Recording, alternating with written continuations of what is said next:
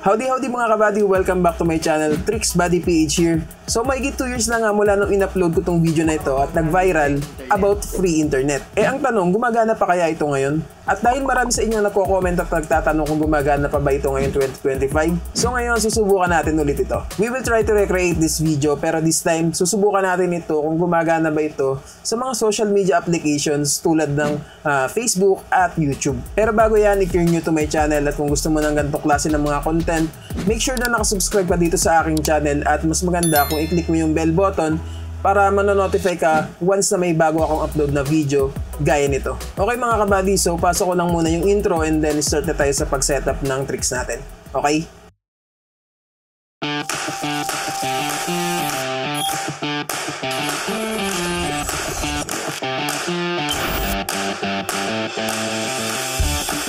So nandito na tayo sa settings. By the way, same SIM card pa rin yung gamit natin dito. Same APN configuration. Pero this time Xiaomi 13T Pro na yung gamit kong phone dito. Okay, so doon kasi sa original video is Vivo V25 Pro yung gamit natin doon. So ganun pa din, any SIM card or kahit anong network is po pwede ito.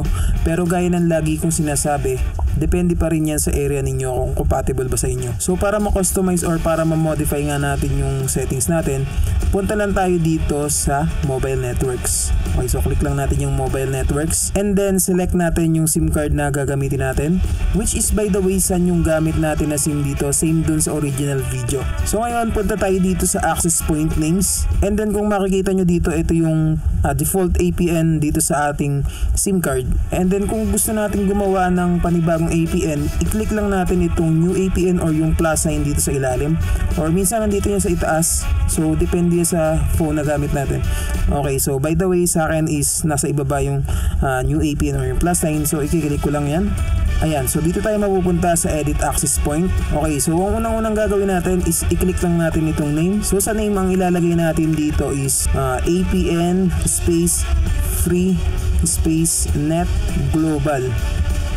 Okay, so ganyan. Pwede nyo gayahin to or pwede kayong maglagay ng kahit anong name na gusto ninyo. Okay, so kung gusto nyo gayahin to, ayan, ulitin ko. APN Freenet Global. Capital lahat ng first letter and then may space sa pagitan ng bawat word. So kapag nailagay nyo na yan, i-click nyo lang tong okay. And then dito sa APN, ang ilalagay natin dito is www.apple.com.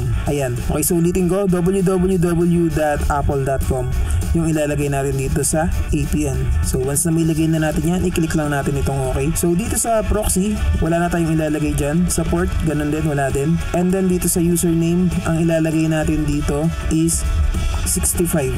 Ayan. So same configuration to doon sa original video natin guys, ano? Okay. So kapag nailagay na natin to, ulitin ko, sa username ang ilalagay natin is 65. Ayan. And then dito sa password, ang ilalagay natin dito is user at 123. Ayan, so ilalagay ko na lang dito sa screen para makita nyo guys, kasi hindi natin makikita dito sa password, naka-hidden yan. Okay, so once na may lagay na natin yan, i-click na natin itong okay. Okay, so dito sa MMSC wala na tayong gagalawin dito, pati dito sa MMS proxy wala na din, MMS port wala na din. And then dito sa MCC, kung ano yung nakalagay dito, kung ano yung default dito, huwag na natin babaguhin yan guys. Usually ang nakalagay naman dyan is 515 or depende sa area, hindi ko alam kung sa ibang area is same lang dito.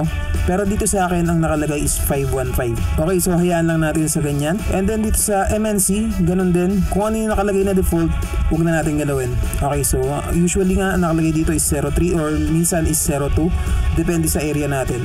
Okay, so hayaan lang natin kung ano yung nakalagay dito. So click lang natin itong okay. And then dito sa authentication type, ang ilalagay natin dito is PAP or yung PAP. Okay, so click lang natin itong PAP. And then dito sa APN type, ang ilalagay natin dito is default.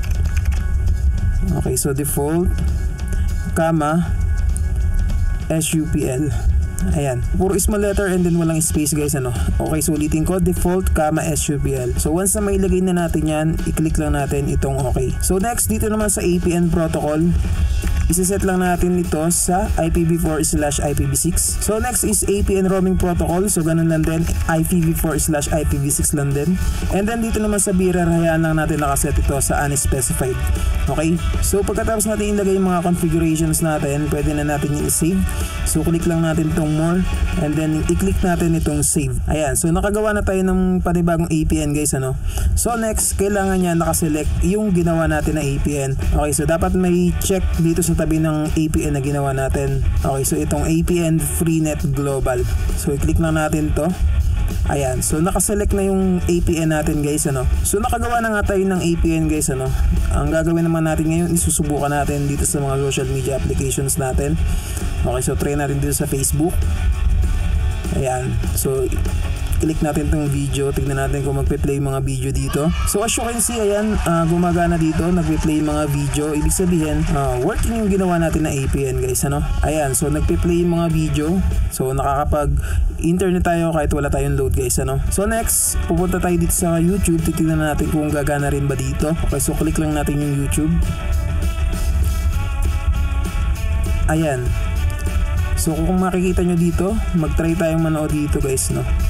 Hanap lang tayo ng video na pwede natin panoorin. Okay, so ito. Ayan, tignan natin kung magpe-play yung video dito. Tignan natin kung makakapanood tayo guys. So skip ads lang natin. Ayan, so as you can see, nagpe-play yung video natin dito guys. So meaning, ayan, working na working yung ginawa natin na APN, ano. So as you can see, nag-play yung mga video natin dito sa YouTube and sa Facebook. So meaning, working yung ginawa natin na APN. So mga kabady, until now, working pa din yung ginawa natin ng tricks 2 years ago. Kaya sa mga nagtatanong kung gumagana pa ba ito ngayon 2025, sana nasagot ko po yung tanong ninyo. So ito pong tricks na to ay pwedeng gumana at pwede rin hindi gumana. So nakadepende na lang po yan sa area ninyo, sa network at sa mismong device na ginagamit ninyo. So kung gumana man sa inyo, like and share nyo tong video at mag-comment kayo kung taga saan kayo para alam ko kung saang area lang ba ito gumagana. Mag-subscribe na din kayo at click the notification bell dahil marami pa tayong tricks na gagawin gaya nito. So bago tayo matapos mga kabady, shoutout ko lang muna yung mga solid kabady natin. Okay, so shoutout kay John Mark M. Castro, shoutout kay Princess Jimenez, shoutout Kapuso Sarip, shoutout Ranking C2R, shoutout Rainmark Basero, shoutout Isa Smith, shoutout Batangs ST6GI, shoutout Kay Galvan 9153, shoutout Norhadi Pascual, and shoutout kay Romel Nido. Okay, so thank you so much mga kabady sa panonood at sa inyong suporta. At kung gusto niyo pa ng iba pang APN tricks, panoorin niyo lang yung video na lalabas pagkatapos nito. So ayun lang muna mga kabady, I hope na may natutunan kayo sa video na to. So once again, ito po si Tricks Buddy PH. Tandaan, daig ng taong matanong, ang taong nagmamarunong. God bless po sa lahat. Yun lang, salamat.